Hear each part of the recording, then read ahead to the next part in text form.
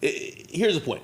Meek's, like, I've seen people, my issue with Meek, Lil Baby, is that both of them, maybe you could blame them being street niggas. They don't have a respect for what media is. And when I've came into contact with them, I felt and I've observed severe disrespect that I'm sorry, at this point, I usually try to return it, even if it takes a couple of years.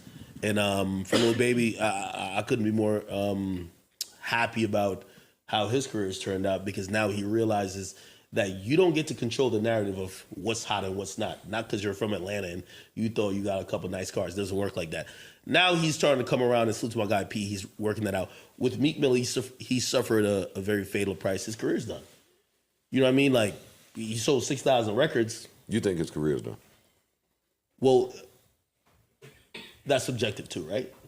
Him selling 6,000 records, he's not a formidable force in the industry in music. anymore.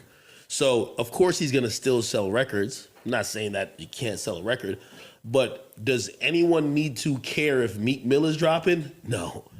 And to me, that's your career being done, because everybody you've clowned before, when me, I always, I love what Cat Williams said. He says, I've spent a lot of years collecting names and receipts for when I need them. I remember all the times when he said, yo, you'll never catch me selling below 100,000. I'm a big dog in this shit. I only sell 250. Yeah. Okay. I've heard him shit on other people who couldn't sell records. That's a mistake that a lot of people make. And I sat back and I documented it. And I remember I've saved all these things. I said, only if you know that fame, period, is fleeting. It's fleeting. It's not here and promised.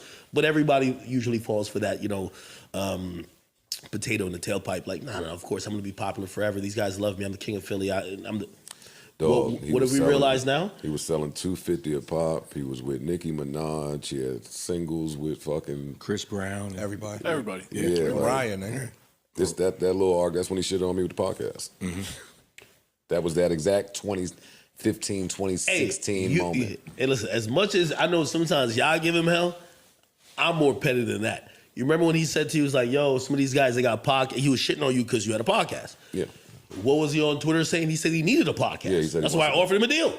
He just didn't want to take it. Which, by the way, I know was too much of a... Were you trolling? No, I'm serious. Of course, I would be able to make a return on that. See, the internet said that you was trolling and trying to tease him.